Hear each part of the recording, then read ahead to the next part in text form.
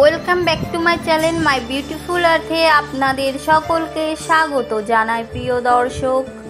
আজকে আমরা জানব মায়াপুর ইস্কন মন্দির সম্পর্কে কিছু পৌরাণিক কাহিনী।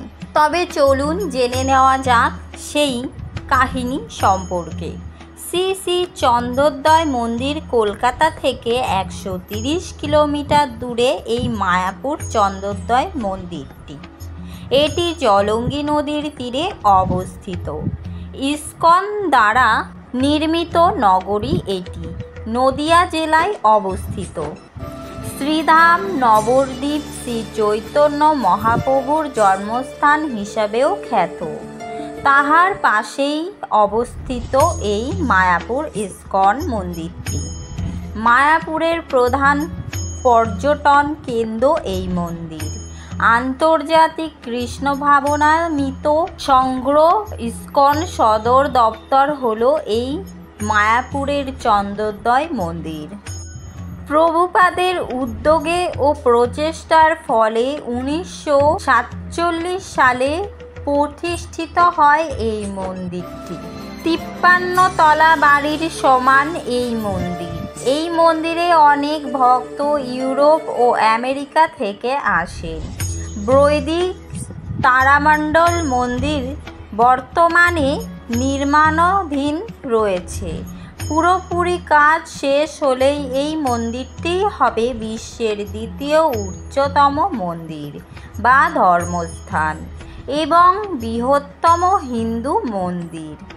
নদিয়ায় অবস্থিত নবদ্বীপ ধাম শ্রী চৈতন্য মহাপ্রভুর জন্মস্থান হিসেবে খ্যাত। এখানেই আন্তর্জাতিক কৃষ্ণ ভাবনামৃত সংঘ ইস্কনের সদর দপ্তর এই মায়াপুর। গৌড়ীয় বৈষ্ণব ধর্মের অনুসারীদের কাছে এটি বিশেষ তাৎপর্যপূর্ণ কারণটি হচ্ছে এটি চৈতন্য মহাপ্রভুর জন্মস্থান, যাকে কৃষ্ণের বিশেষ অবতার হিসেবে বিবেচনা করা হয়। আর এই ইস্কন মন্দিরের চত্বরটি মন্দির বা কিছু ভবন ও কাঠামো নিয়ে গঠিত, যেমন শ্রী শ্রী রাধা মাধব মন্দির, শিল প্রভুপাদের পুষ্প সমাধি মন্দির ও শিলা প্রভুপাদের ভজন কুঠির ও এর পাশেও রয়েছে অন্য অন্য স্থান। মায়াপুর ইস্কনের সদর দপ্তর অবস্থিত, যা হিন্দু ধর্মের অন্য অন্য ঐতিহ্যর দ্বারা একটি পবিত্র স্থান হিসেবেও বিবেচিত। আর এইখানের সমাধি মন্দিরটি ইস্কনের প্রতিষ্ঠাতা শ্রী ভক্তবৃন্দগণ স্বামী প্রভুপাদের সমাধি মন্দিরও এখানেই অবস্থিত। গোপীনাথ মন্দির কৃষ্ণের সর্বাস্বদক গোপীনাথকে উৎসর্গ করা গোপীনাথ মন্দিরও মায়াপুরেই রয়েছে। এখানে আছে চন্দ্রোদয় মন্দির, কৃষ্ণের শৈশবের বিনোদনের জন্য উৎসর্গীকৃত চন্দ্রোদয় মন্দিরও এখানেই অবস্থিত। ভাগীরথী নদীর পূর্ব পাশেই অবস্থিত এই মায়াপুর মন্দিরটি। এই মায়াপুর ইস্কন মন্দিরের উৎসবগুলির মধ্যে রয়েছে চন্দন যাত্রা, স্নান যাত্রা ও রথযাত্রা, জন্মাষ্টমী, রাধা অষ্টমী ইত্যাদি।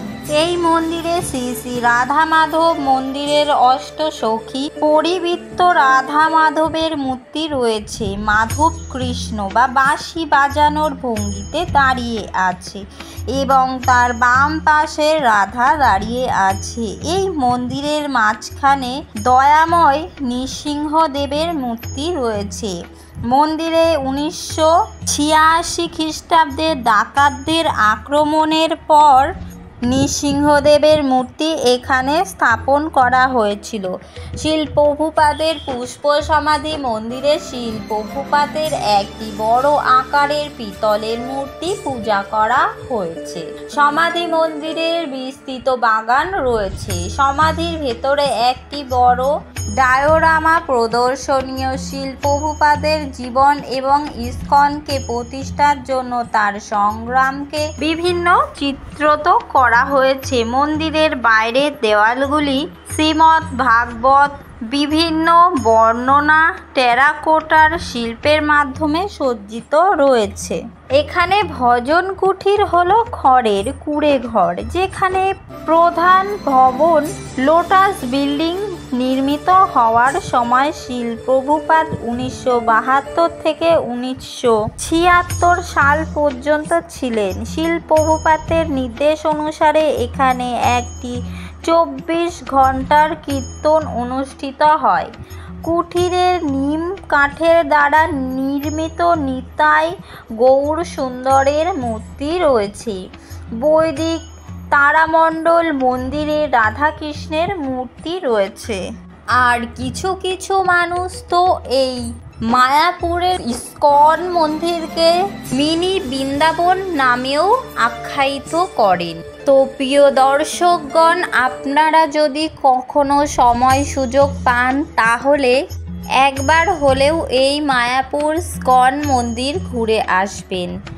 আর তার আগে আমার চ্যানেলটিকে সাবস্ক্রাইব করে একটি লাইক দিয়ে পাশের বেল আইকনটি ক্লিক করে আমার চ্যানেলটির পাশে থাকবেন নতুন নতুন ভিডিও পেতে। ধন্যবাদ।